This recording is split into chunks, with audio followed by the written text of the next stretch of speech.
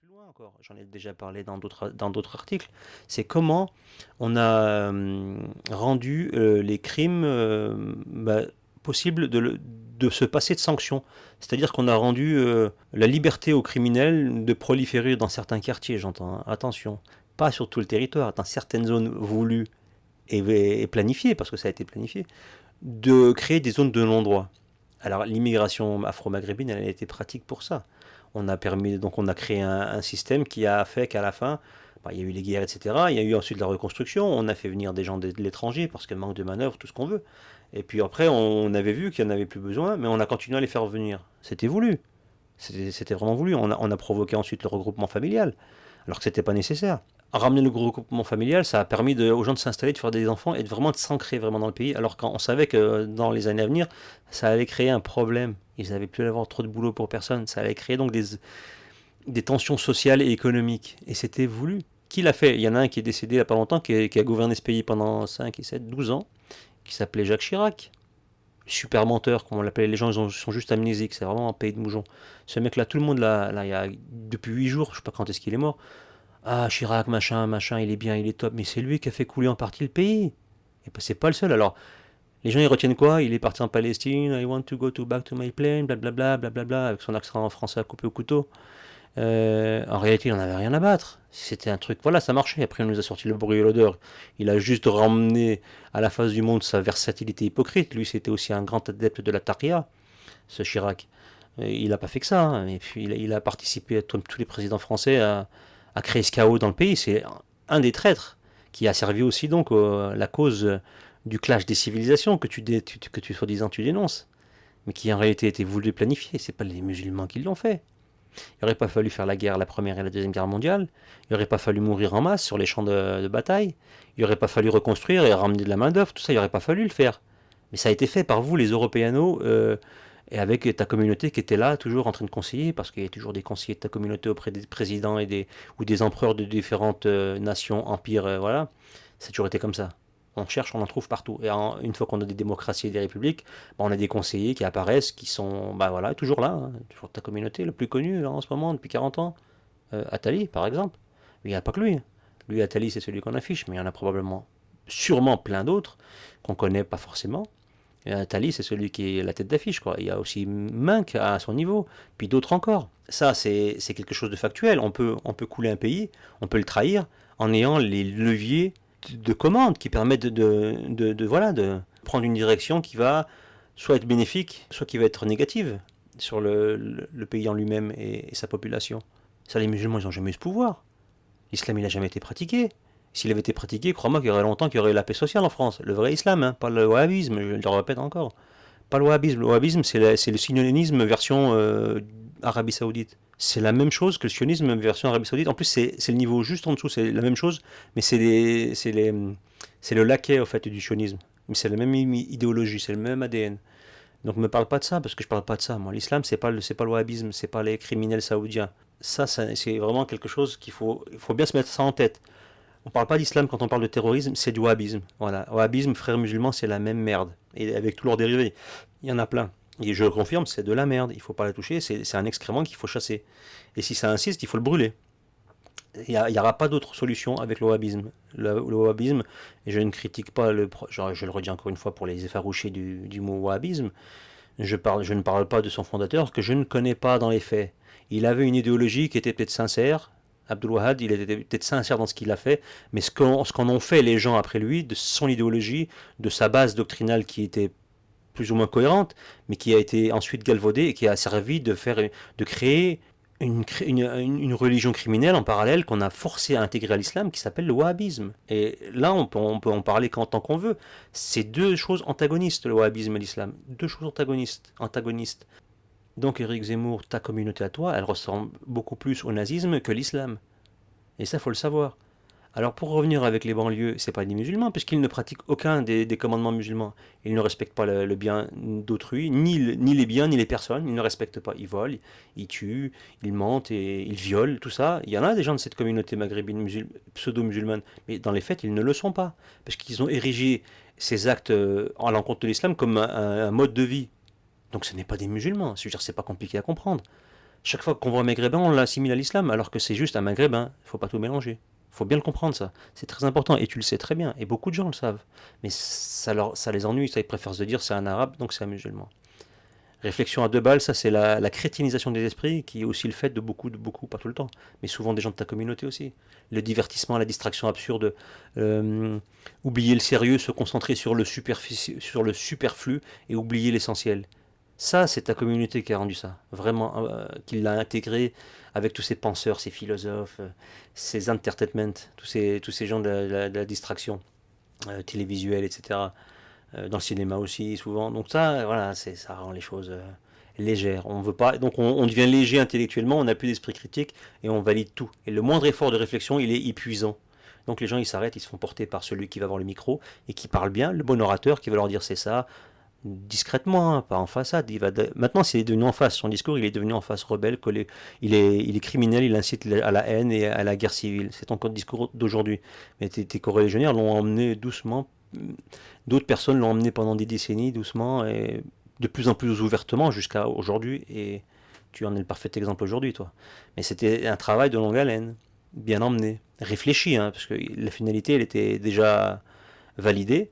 Et après, il a fallu faire tracer le chemin. Alors, à chaque fois qu'il y avait un problème, on trouvait un palliatif, une piste A, une piste B, une piste C, mais on revenait toujours sur le chemin de base, la voie principale. On retrouvait voilà, le projet, on le rejoignait. Donc, on y arrive. Enfin, vous croyez que vous allez y arriver, mais vous n'y arriverez pas.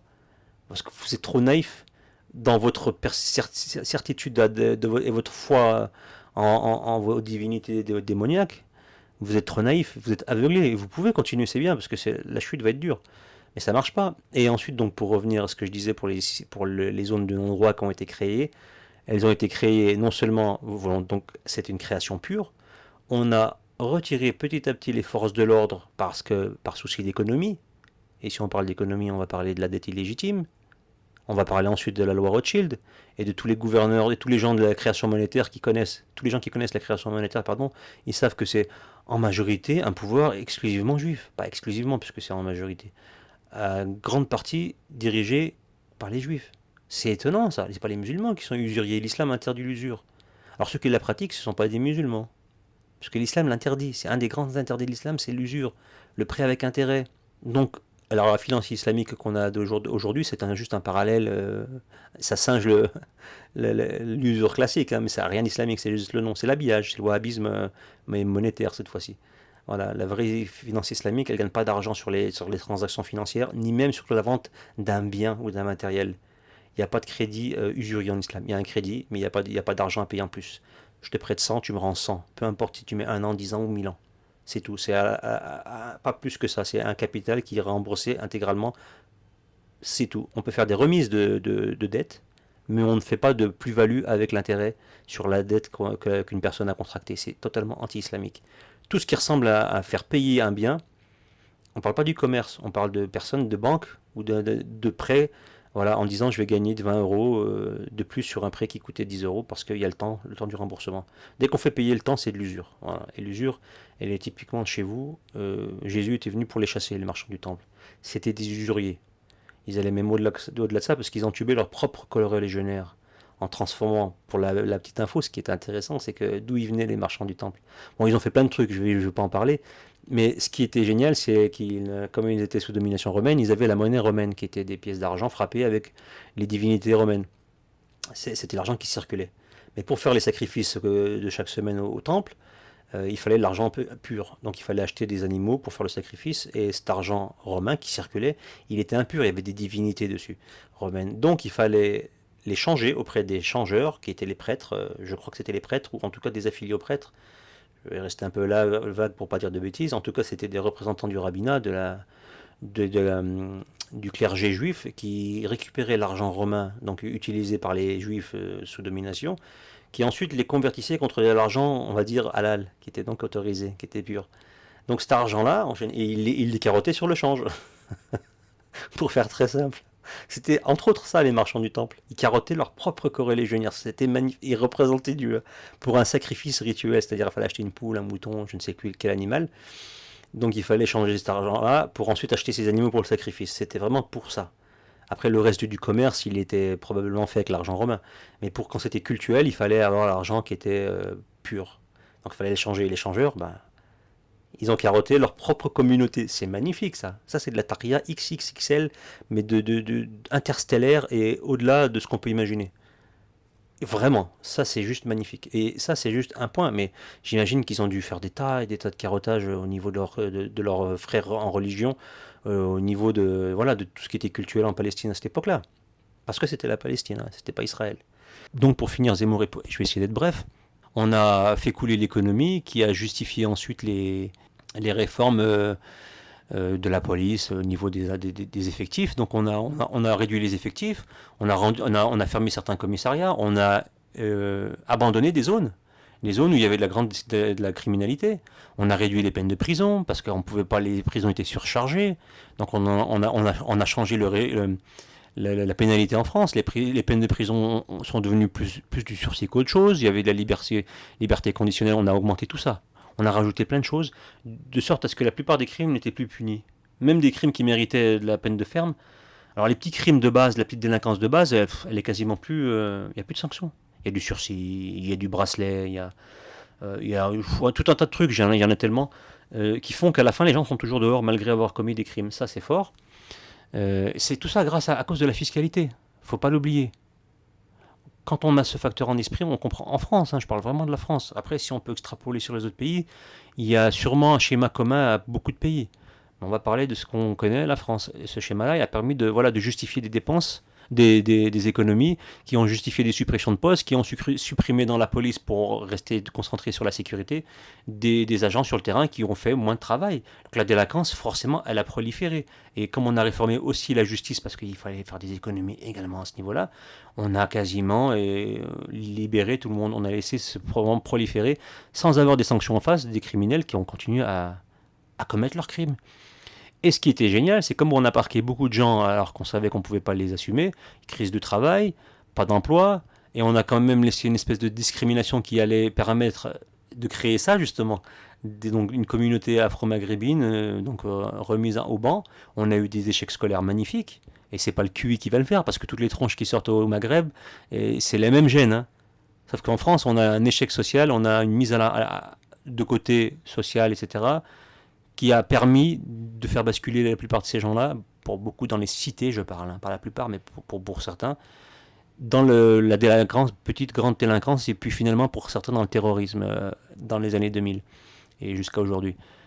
Tout ça, c'est un cheminement qui a été bien planifié par des décrets, par des lois, par des décisions politiques qui sont toutes le fait de non-musulmans.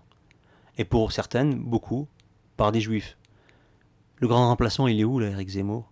Donc on a eu ça, c'était génial. Donc il y a quelqu'un qui commande ce pays, mais il n'est pas forcément celui qui en est l'habitant original. Ce qu'on appelle l'indigène, parce que l'indigène c'est celui qui est du pays, c'est pas que les Maghrébins au Maghreb qui étaient du pays, on les appelait les indigènes pour ça. Donc les indigènes français dans leur propre pays, ils n'ont pas la mainmise sur leur politique, aucune mainmise. Ils peuvent juste râler, en pensant que leur gouvernement les trahit ou sont des incapables. Absolument pas. Ils râlent, mais ils se trompent de raison. Et ils se trompent sur l'identité de celui qui les dirige en réalité. Et c'est pas des musulmans. Donc ces criminels qui on laisse aller vaquer à leurs occupations, dans les cités, ils se sont lâchés. Pas de travail, puisque forcément le pays économiquement il était saturé, il n'y avait pas de travail.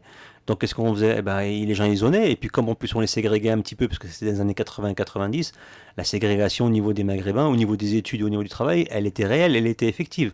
N'importe qui l'a vécu le sait. Celui qui me dira le contraire, c'est un gros menteur. Et au lycée, au collège, à la fac, on les envoyait dans les voies de garage, il fallait pas qu'ils y arrivent. L'ascenseur social, il était bloqué. On espérait qu'ils repartent tous au bled, sauf que ça n'a pas eu lieu. Donc on s'est retrouvé avec des gens qu'on a plus ou moins ségrégés, pas d'argent, pas de revenus, leurs parents qui étaient tous ouvriers, donc toujours dans les basses couches sociales, forcément au bout d'un moment il y allait y avoir de la délinquance, c'était obligé. Et c'est ce qui s'est passé. Et dès qu'il y a eu de la délinquance, alors ensuite on les a laissés faire. Impunité, donc les mecs qui continuent dans la délinquance, pas de punition, pas de sanction, et pourquoi ils allaient arrêter? Les gens dans ce pays, ils laissaient faire et ils continuaient à laisser faire en enlevant les services de police, en enlevant les budgets. Ils coulaient leur système et leur sécurité de l'intérieur, ceux qui dirigeaient toujours. Il faut toujours chercher celui qui dirige. Il ne faut pas chercher seulement l'argent, il faut chercher celui qui a le pouvoir décisionnel, celui qui peut influer sur les politiques et sur les choix, sur la nomination des ministres, etc., sur celui qui va faire qu'on annule une loi ou pas, qu'on crée une loi.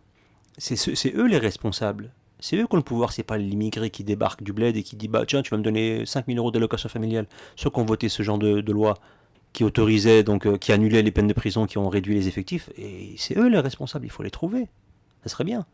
Donc là, cher Éric Zemmour, ta responsabilité communautaire, elle est en grande partie responsable, initiatrice de ce chaos, de cette impunité. Alors on monte les Maghrébins, c'est pratique, parce que c'était voulu.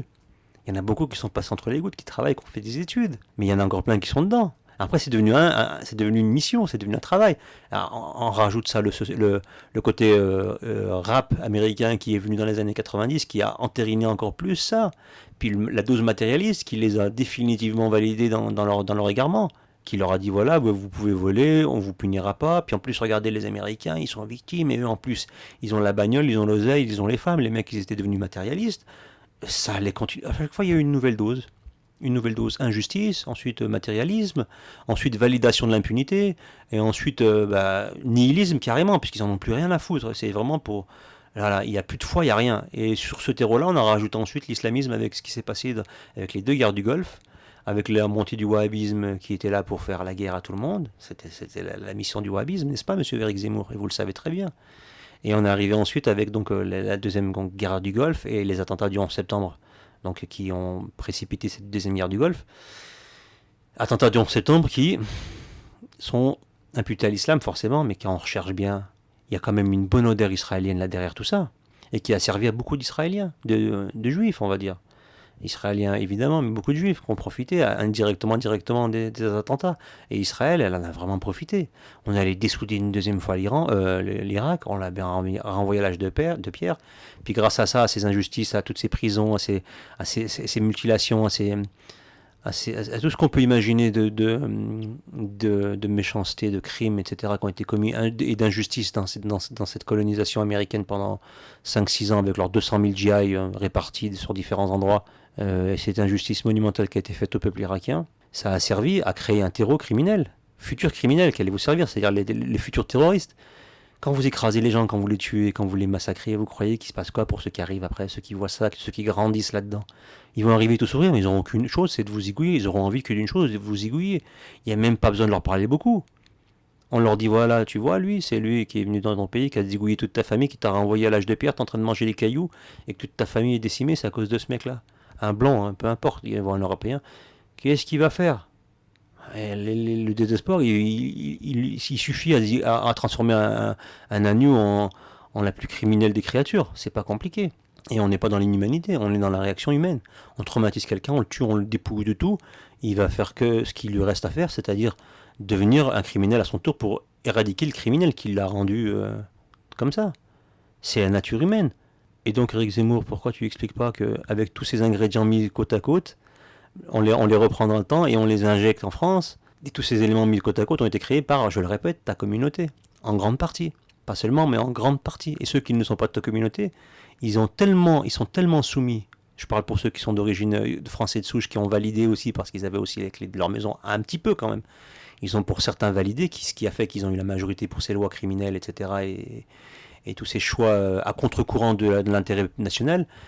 Toutes ces choses, tous ces gens-là qui sont français de souche, ils sont soumis, ils ont la tête baissée. À cause de quoi? À cause de ce qui s'est passé pendant la Deuxième Guerre mondiale, entre autres, qui a justifié que les Français ont déporté les Juifs, ils ont collaboré avec les nazis, ils ont justifié le crime contre l'humanité, ils ont, participé indirectement, plus ou moins, et donc ils sont responsables aussi, donc ils doivent baisser la tête et ne jamais répondre maintenant. Vous avez fait un tort, vous allez le payer ad vitam aeternam.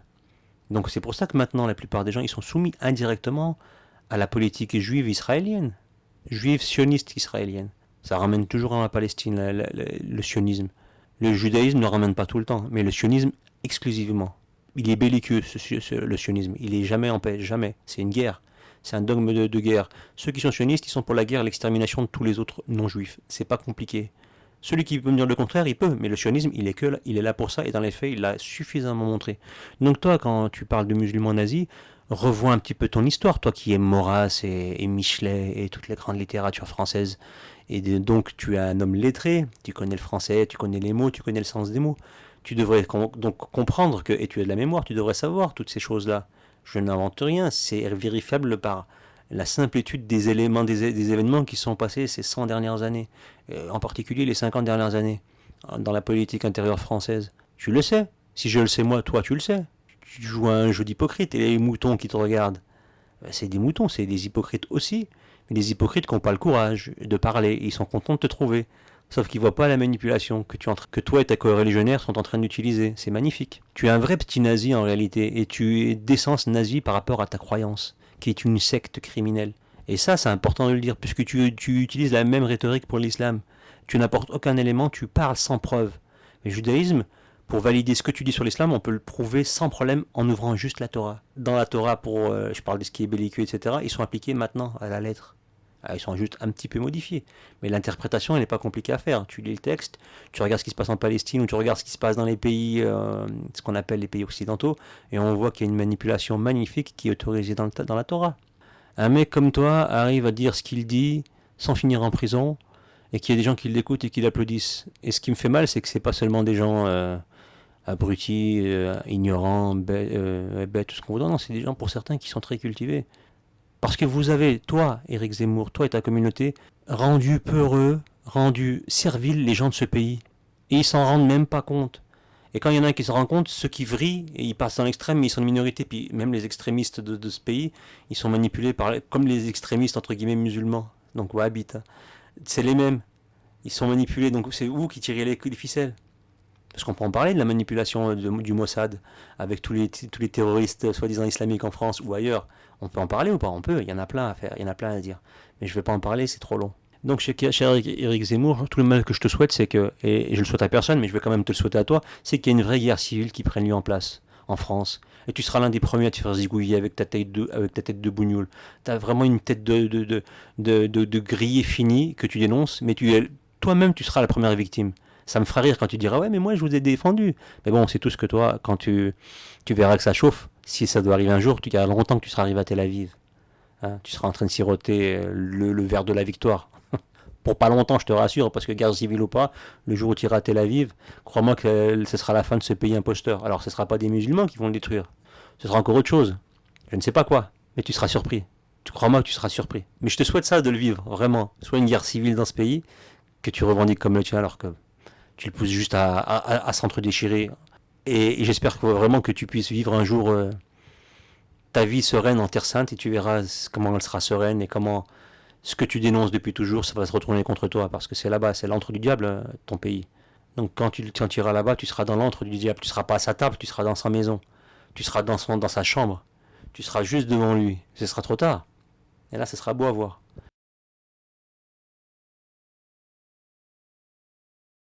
Les mensonges de M. Éric Zemmour et de sa clique de suiveurs qui sont entre autres l'ignorant, mais impressionnant. Je pensais que c'était quelqu'un de cultivé, mais c'est impressionnant. Et dire qu'il a été prof, c'est M. Hervé Rissen. Lui, il est d'une bêtise. Je pensais que c'était vraiment quelqu'un de cultivé, moi, pour l'avoir écouté à plusieurs reprises, en ayant toujours l'idée de savoir que c'était un racialiste haineux depuis toujours. Mais je l'écoutais, j'ai jamais validé à 100% ses théories, tout ce qu'il racontait sur les juifs, etc. Bien qu'il avait dit, j'ai des bouquins, lui, j'en ai acheté plusieurs, hein. Et il y a des choses qui sont pertinentes, mais il y a beaucoup de conneries. Moi j'aime bien quand je l'entends parler, j'aime bien quand je l'entends parler dire ouais, on est envahi par les musulmans, donc un peu le même discours que Zemmour, un peu plus nuancé peut-être. Et lui, on va dire, jusqu'à preuve du contraire, c'est un Français de souche, donc j'ai tendance à plus l'écouter que lui, à écouter lui que M. Zemmour, parce que Zemmour, pour moi, il était illégitime. Donc c'est une escroquerie de sa tribu, Zemmour, qui a été mis devant. Rissen, jusqu'à preuve du contraire, j'aimerais bien qu'il nous sorte son arme généalogique, mais jusqu'à preuve du contraire, c'est un Français de souche, contrairement à Soral l'escroc, qui n'est pas Français de souche. Donc lui, on va dire qu'il est légitime, et je le reconnais cette légitimité, et c'est la raison pour laquelle je l'ai toujours écouté plus que les autres. Lui. Ensuite, ce qui m'intéresse aussi, c'est de savoir comment il perçoit les choses dans la destruction de son pays depuis, on va dire, 2 siècles. Et plus il se rapproche des temps modernes, et plus il a un moment où il bifurque et où il commence à dire n'importe quoi sur les musulmans, mais avec du fantasme.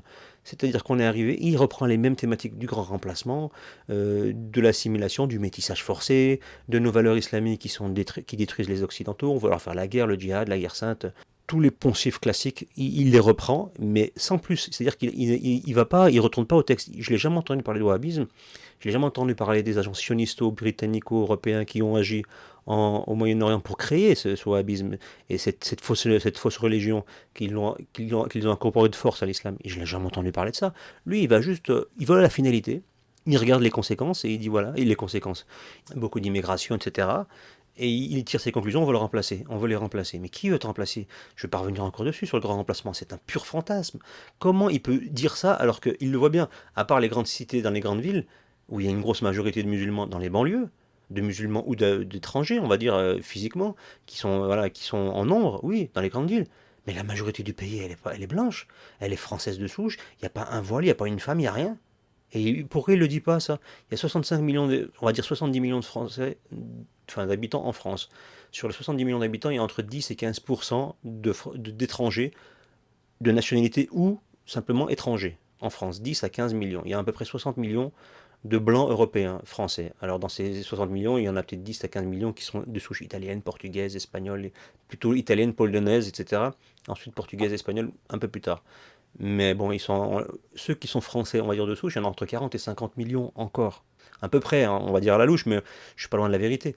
Donc 40 à 50 millions, plus les 10 à 15 millions d'Européens, et après il reste 10 à 15 millions de bronzés, de basanés et de métis et tout ce qu'on veut, et qui n'ont aucun pouvoir dans ce pays, légalement, financièrement, idéologiquement, et ils n'ont aucun pouvoir. Ils font pas de loi, ils n'ont aucune possibilité de nommer qui que ce soit ou de déclencher des guerres. Aucune.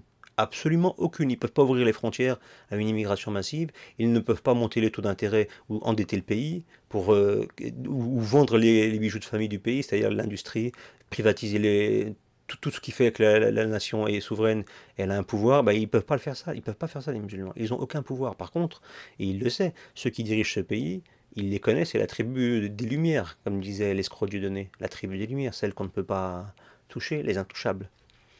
Ça, il le sait, et il fait semblant de ne pas le comprendre, mais il continue. Et il sait très bien que ceux qui ont fait rentrer en masse les immigrés, ceux qui le détestent apparemment, parce qu'ils les détestent les immigrés, mais ils ne sont pas rentrés tout seuls.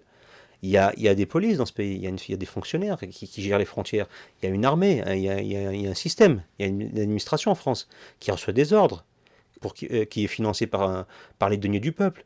Et si on réduit les finances par rapport je parle à la police, et qu'on laisse rentrer et on surveille, les délinquants sont libres de faire ce qu'ils veulent, à qui il le doit ça? Aux gens qui ont été mis en place, qui ont été élus. Et là, on arrive au point où M. Rissen oublie, et lui et tous ceux qui sont dans le même genre idéologique, et qui ont les mêmes croyances de l'invasion islamique et bougnoulesque, il oublie juste de dire que ceux qui ont donné les clés du pouvoir pour que le pays coule, ceux qui ont mis des escrocs, des vendus et tout, c'est des Français de souche. Pourquoi? Parce que ces Français de souche, depuis des générations, enfin pas des générations, mais depuis des dizaines d'années, votent systématiquement, élection après élection, pour ceux qui ont vendu leur propre pays. Et jusqu'à preuve du contraire, ceux qui ont voté ces 60 dernières années, il fallait pour cela être français. Et les Français qui ont voté jusqu'à maintenant, ce n'est pas des étrangers, comme le nom l'indique. Je ne connais aucun étranger dans les années 50 qui votait en France, et encore moins qui a pu avoir un pouvoir, surtout à l'époque où il n'y avait pas d'étrangers en France, très peu. Les musulmans, pour la majorité maintenant, ils votent quasiment pas, et pour ceux qui votent, ils vont pas voter différemment, à part peut-être, oui, comme le mouton de base français, en fait, ils vont faire pareil, ils vont voter un coup à la droite, un coup à la gauche, c'est tout, ils ont même pas d'idée politique, ils disent, ouais, il y a les racistes là, on va voter pour les autres. C'est des moutons, et encore, il y en a beaucoup qui s'en tamponnent, mais vous, en France, vous avez fait ça pendant des années, et c'est des Français de souche qui ont donné le pouvoir, qui ont donné les clés de la maison à ceux qui les ont trahis. Donc c'est dans vos rangs qu'il faut chercher les traîtres, ceux qui vous ont vendu votre économie, votre industrie, vos valeurs. C'est pas les musulmans. C'est vous qui avez donné les clés de la maison pour ensuite vous faire entuber jusqu'à l'os, jusqu'à maintenant. Et même les musulmans qui votent maintenant, ils n'ont pas de pouvoir, ils sont pas assez nombreux pour basculer une élection, bande de rigolos. En particulier à toi, Révéricène et les autres, mais toi particulièrement, puisque tu t'exprimes pas mal en ce moment sur ce sujet, où tu dis des conneries et tu omets surtout ce genre de détails très importants, qui ne sont donc pas des détails.